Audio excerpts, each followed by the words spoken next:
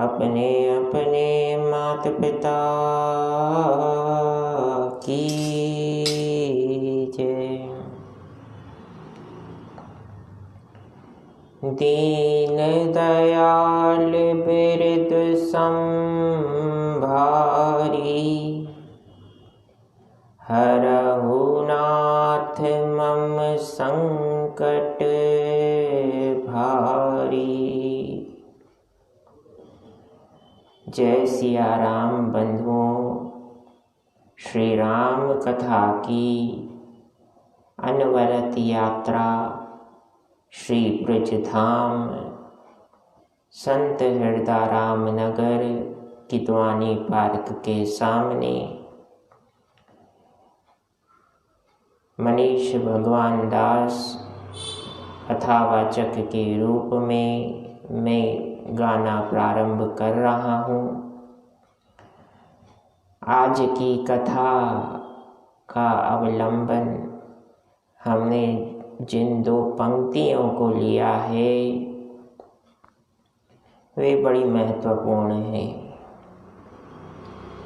ये कोई साधारण पंक्तियाँ नहीं हैं। राम कथा में माता सीता ने जिन पंक्तियों का आश्रय लेकर पवन सुत हनुमान जी से कहा कि बेटा हनुमान, प्रभु श्री राम से कहना कि वे तो सर्वसमर्थ हैं, मेरे दुखों को दूर करें। तो दुखों को दूर करने की रामबाण औषधि श्री राम कथा में अगर कुछ है तो ये पंक्तियाँ ही हैं। इन पंक्तियों को किस प्रकार से स्मरण करना चाहिए, आज उस बारे में वर्णन करने जा रहा हूँ। दीन दयाल बिरद संभारी, हरहु नाथ मम संकट भारी। यह पंक्ति, ये चौपाई दुखों का नाश करने वाली संजीवनी बूटी के समान है। किंतु ध्यान दें, कोई मंत्र तभी स्मरण किया जाता है जब भी जीवन में व्यक्ति दुख का अनुभव करता है, तो इस चौपाई को स्मरण कीजिए। स्मरण कीजिए उस दृष्टांत को जिसमें माता सीता प्रभु श्री राम से प्रार्थना करती हैं कि प्रभु मेरे दुख का नाश कीजिए। जब भगवान श्री राम माता सीता के दुख का नाश करने में कोई कोताही नहीं बरतते, तो हम तो उनके बालक हैं, वे हमारे दुखों का क्या नाश नहीं करेंगे? बिल्कुल करेंगे। इसलिए इस पंक्ति को, इस चौपाई को मैं फिर दोहराता हूँ। दीन दयाल बिरद संभारी, हरहु नाथ मम संकट भारी। यह सुंदरकांड पंचम सोपान में जब माता सीता का दर्शन हनुमान जी करते हैं उस समय की चौपाई है। इसका स्मरण तभी कीजिएगा जब मन व्यथित हो, तो मन को शांति मिलेगी। श्री राम कथा का महात्म बताते हुए काकभुशुंडी जी महाराज गरुड़ जी से कहते हैं, गरुड़ जी, हरि अनंत हरि कथा अनंता, कहहीं सुनहीं बहुविधि सब संता। हे हरि वाहन, आप तो परमपिता परमेश्वर श्री हरि के अति प्रिय सहयोगी हैं, उनके अति निकट रहते हैं। आपसे तो कुछ छिपा नहीं, लेकिन आप पथ भूल चुके हैं। कैसा पथ भूले हैं? गरुड़ जी जब श्री राम का सहयोग करने पहुंचे थे रण क्षेत्र में रावण के विरुद्ध, रावण पुत्र मेघनाद, जिसे इंद्रजीत भी कहते हैं, उसने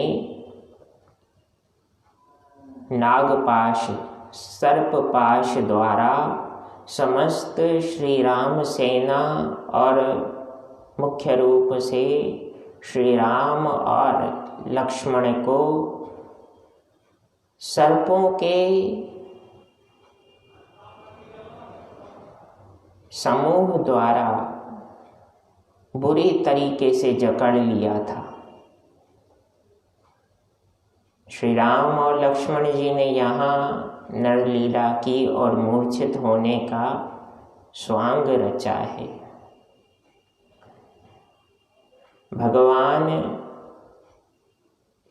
को उस अवस्था में देखकर नारद जी ने गरुड़ जी से कहा, गरुड़, तुम्हारे भगवान को एक साधारण जीव ने, एक राक्षस ने बांध दिया है, उन्हें बचाओगे नहीं?